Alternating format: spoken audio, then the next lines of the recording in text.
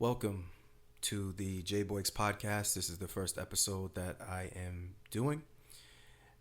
And it's been a long time coming, so I'm very happy to get this out there and to begin recording and offering some of my perspective in terms of the sports world.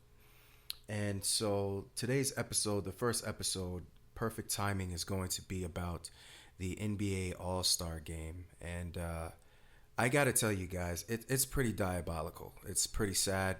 The degradation of the game is absolutely insane. It hurts my soul. It's like a fat kid that can't really find a piece of cake and he's hungry. That's how I feel. That nagging need to eat some cake as a fat kid is what I feel like I'm missing with the way the NBA is currently going about its business. With that said, there's a lot of different ways that we could actually take this podcast and this specific topic, but I believe that I'm going to start with whose fault is it? And that's the tricky thing, because it's not just one person's fault, man. It's a lot of people's fault. It's a lot of people's fault. But you got to start with the head of the snake, right? And the head of the snake is Adam Silver. And he's the commissioner of the NBA, and the truth is he's been soft. He's been soft on these guys, man. And a lot of people really, really, really, I think, don't want to admit that, but you can't be soft on these things.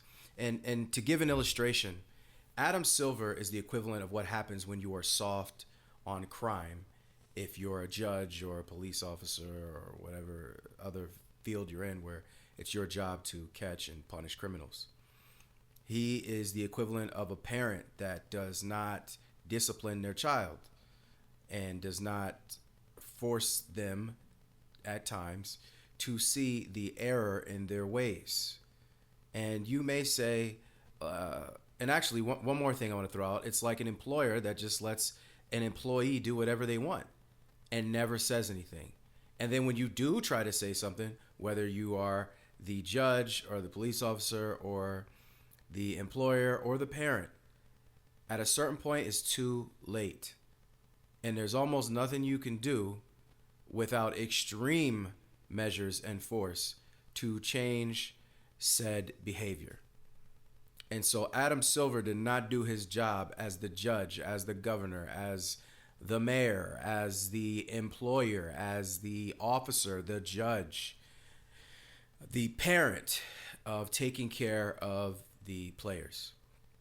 And some of you will say, well, they're grown men. How can you mention that they're parents or anything like that? But at the end of the day, guys, listen, I'm sorry, right?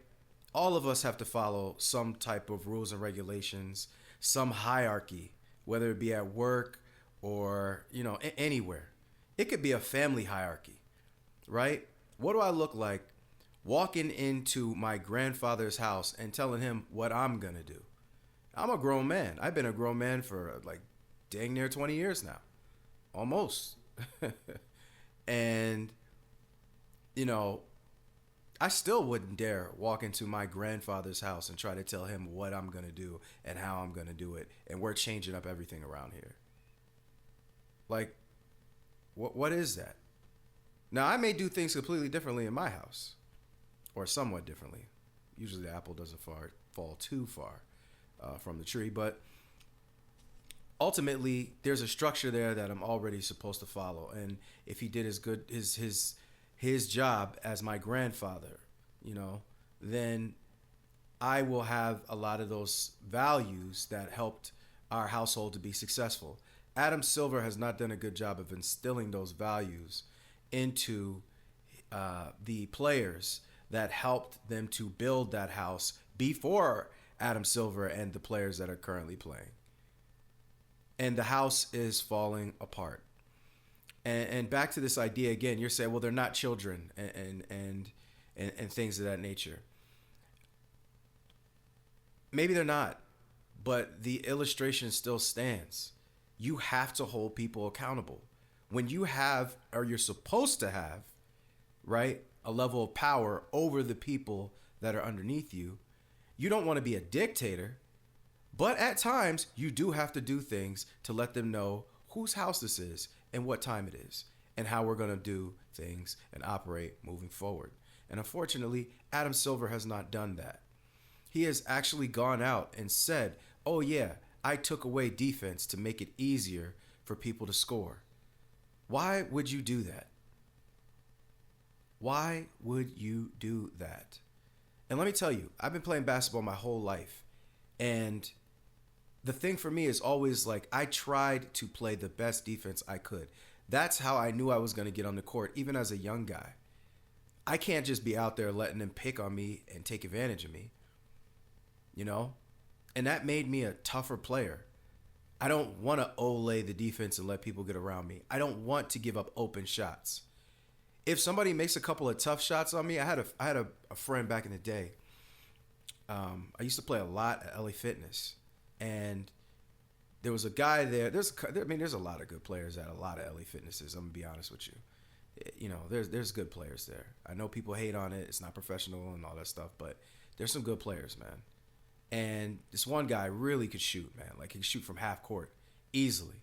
But he also used to play quarterback, so, you know, they got the arm strength to do some weird things. You look at the Patrick Mahomeses of the world and guys like that, they got backgrounds in baseball, Russ Wilson, and it gives them this ability to really, you know, do different things, even with the football, right? You look at Steph Curry, he probably could have been a quarterback. Allen Iverson used to be a quarterback, you know, so allows him to, you know, allowed him as a smaller player to get shots up, even from further distances over taller defenders. But that's neither here nor there. Going back to what we're talking about here, this guy could dang near shoot from half court, so you always had to have your hand up, right? So I went through a range of different things that I was going to do to stop him from scoring on me. You know, depending upon the day, some days he was just hitting, so I knew that as soon as I get on the court, no space. No space. Now, the thing is, he wasn't soft either. Like, he could drive, too. He had a complete game. So what I realized is, like, okay, I really got to bring my A game. I got to get up there and affect the shot, and I also got to be ready for when he tries to penetrate off the dribble. And then sometimes it literally turned into a cat and mouse guessing game. Maybe this will work, maybe that won't work. Then I started using my hands more. And what do I mean by using my hands? He had a tough crossover, right? He used to catch people with it. And he could cross over into that jumper.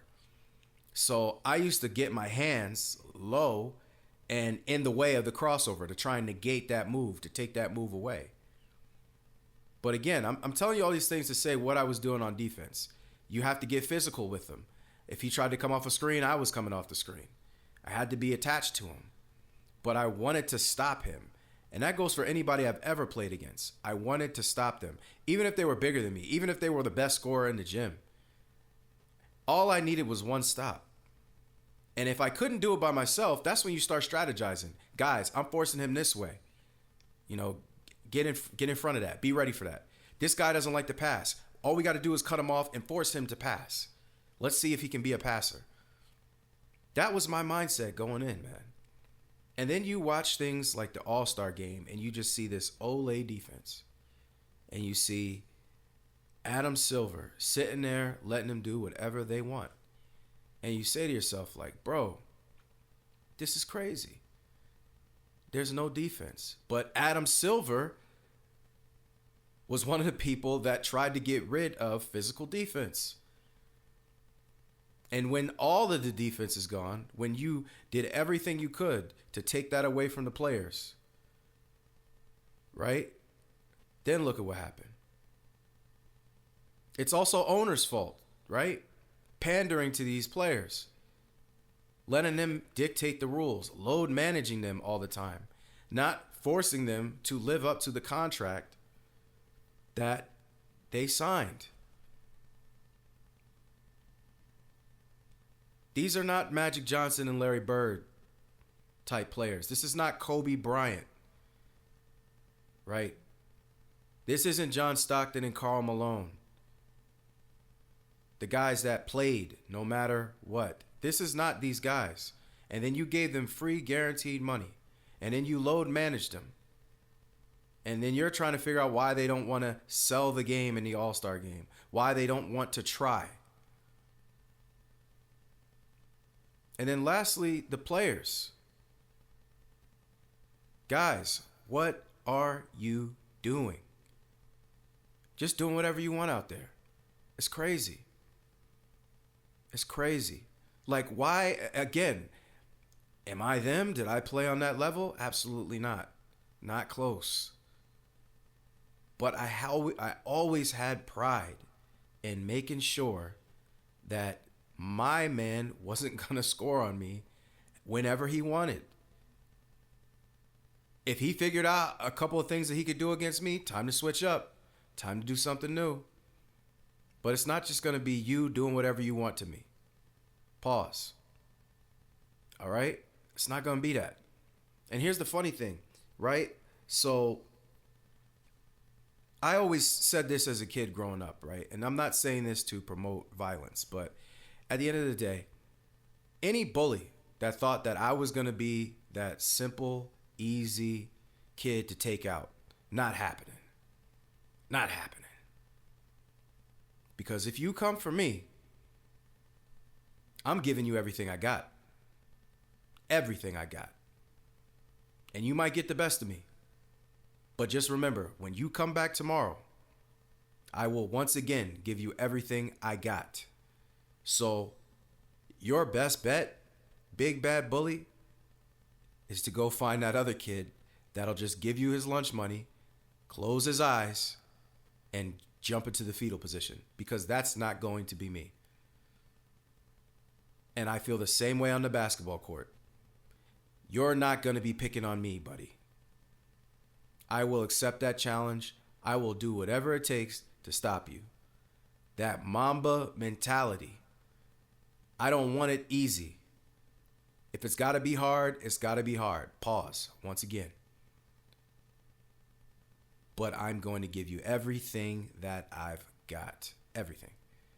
And so it baffles me to watch these guys go out there and allow other people to get the best of them. And you're supposed to be the best players in the world. I just don't get it. I grew up watching some of my favorite All-Star games. I, to this day, remember them clearly, how much I enjoyed watching it with my friends. We used to have parties, right? We used to have parties with all the boys in my congregation. Would get together. And sometimes there was some sisters there too, but we would all get together and watch the games. And growing up, many of us still say those are some of the best times of our lives. Watching those games, eating pizza, watching the dunk contest. And the three-point contest wasn't even that big, I think, when I was a kid. It wasn't like anywhere near what it is now. Right? But look at what everything has become. Look at what's become of basketball. I remember watching Kobe Bryant, Gary Payton, John Stockton, Karl Malone, KG, Dirk, right? Duncan, Shaq, whoever you want to throw in there. Paul Pierce, just Jason Kidd. So many amazing basketball players, and there's so many more that I missed. Oh, T-Mac, AI, Steph Marbury. These guys were giving it everything they had, man. Everything. And especially at the end of the game, it's time to knuckle up. It's time to knuckle up. I remember one of the most interesting of situations when, I don't remember what year it is. I have to look up the year, but I think this was Jordan's last year, I believe. His final last year, his actual last year. And he hit a crazy shot over Sean Marion. Crazy. I remember sitting there. I've always been a Kobe guy. I'm a Kobe guy, right? Maybe you could tell by the way I'm talking. But I'm a Kobe guy. And I wanted the West to win because I'm a Kobe guy. And Mike hit that turnaround on Sean Marion, and I said, "Whoo, that boy Mike, man, that's it's not a game. He's really like that." And again, I was younger when Mike was getting that last ring, so I didn't really watch it the way some older gentlemen may have, or women may have. But you know, I saw it in that All-Star game, that greatness, and that was a tough shot. And shout out to Sean Marion for being one of the best players that nobody talks about. What a defender! I mean, he was all over him. Pause. And he somehow still hit that shot, right? And I was like, okay, cool, cool, cool. And he hit that shot, and I said, man, geez Louise. And then supposedly there's a story out there that says that the West had one more chance to win, and they told Kobe to just miss the shot so that Mike could go out in a blaze of glory. He could go out, like an old Western movie, over the sunset. And I heard that Kobe just kind of looked at them when they asked him that, and he said, "You're not talking to me. You kidding me? Nah. And he proceeded to try and score, and he got fouled by Jermaine O'Neal, hit the free throws. West ends up winning. And they took that from Mike. Kobe took that from Mike, his idol. And he still didn't want to let him win. And that's the type of competition that we need, man, in the All-Star game. And I just got to tell you guys, I don't know if that's ever coming back. I don't actually think it could come back because the mentality, the entitlement, and the thing I didn't talk about, the lack of care and concern for you and me. They really don't care. They don't care. The players, Adam Silver, and I think Adam Silver has to care a little bit, but he waited too long, like I said. Waited too long. He waited till the children were 15 and they almost your size, if not some of them bigger. And now you want to tell them to eat their vegetables. And they're like, what? Get the heck out of here, man. I ain't eating no vegetables. Whose dad is this?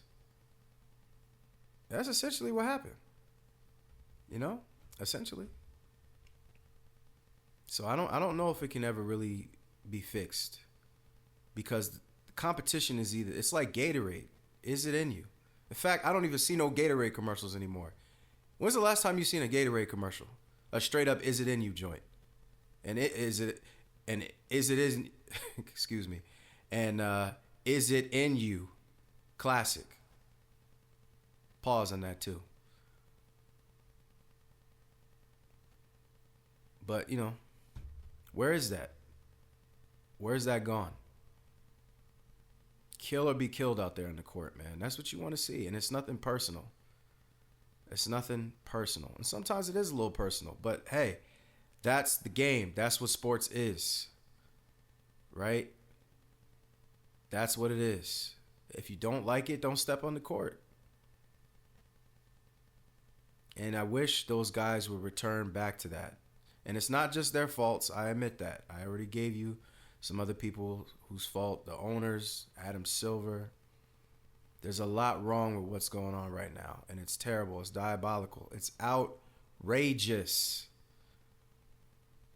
But I don't know. Is it going to change? I don't know, man. I don't know. But I love the game too much to let it go. To not watch it at all. Even if I have to close my eyes at times, look away. Might even have to cry a little bit. It can be that sad at times. It can be. But this has gone pretty long for my first episode here.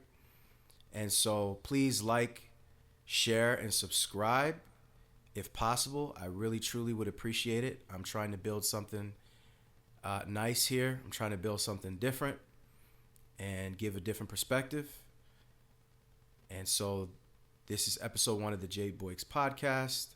And actually, shout out real quick before I leave. I want to give a shout out to Steph Curry, Dame Lillard, and Kyrie Irving, the smallest people out there that did try to do something in the All-Star game. And I know it was Steph's hometown. He's the home team guy, so he wanted to put on a show for his fans. But I'll say this about Steph. Steph has always, as far as I've seen, acknowledged the fans. And Steph, if you ever listen to this, thank you, my good brother. I appreciate you. Because you always talk about wanting to put on a show for the fans. And even when you were talking about, I think before they were talking about him potentially like trying to get the LeBron treatment and get all these extra things, and he always needs help. Curry literally said, like, nah, don't mess up your future for me. And I there's a lot of respect to that. That's a love for the fans, ladies and gentlemen. And Dame Lillard also, I've seen him go out. You can say what you want about Dame, and I've had criticisms about Dame, respectfully. But he always is another guy that says he's doing things for the fans. And he was in that little fan three-point shootout. They don't never pick me for that. I don't know why I never get picked. I need $100,000. But he was with that fan doing that thing, and he missed a lot of shots. And a part of me is like, I think Dame's trying to help somebody get richer out here, which I respect. He don't need it, you know? And Kyrie, man, because you know Kyrie got that Mamba mentality. People got a lot to say about Kai. I've always rocked with Kai. I'm always going to rock with Kai from beginning to the end, because that's a good brother. And he stands up for what he believes in, and he says what he says, and he means what he means. And I respect that. There's no fakenicity, and I made that word up. There's no fakenicity, and almost like it's like, you know how ethnicity is no fakenicity. I got to start making shirts. I got a lot of good ideas, but all right, back to the point. There's no fakenicity in Kyrie Irving, man. No fakenicity, because that boy, he went out there, he played some defense, he got a couple steals. And I'm not talking about steals where he just leaning back and just running up and grabbing one real quick. Nah, he got into somebody, pause, and got, you know, poked the ball away a few times, got some fast breaks going, crossed some people up. He was out there to win. And that's what you want. Unfortunately, not everybody was. But it's truly a blessing and a privilege to see that Kyrie still tries to carry that Mamba mentality with him everywhere that he goes. And in closing, I'm just going to say this last thing. Once again, please like, share, subscribe, send to your friends. Please, I would really appreciate it, humbly. But in closing, once again, you could kind of tell, right, who has that Mamba mentality in terms of competition. SGA played good yesterday too, by the way. He don't talk a lot, but he played good. He played hard, even though they lost. But you could tell who's got that Mamba mentality in them. They got a different thing going on versus the people that's just out there playing the play. So with that said, I appreciate you. This is the J Boyks podcast. This is episode number 1. Please like, share, and subscribe. I know it's the 87th time I said this, but it's day 1, and I think the only subscriber I currently have is me. So I'm going to need some more. Appreciate you. Much love.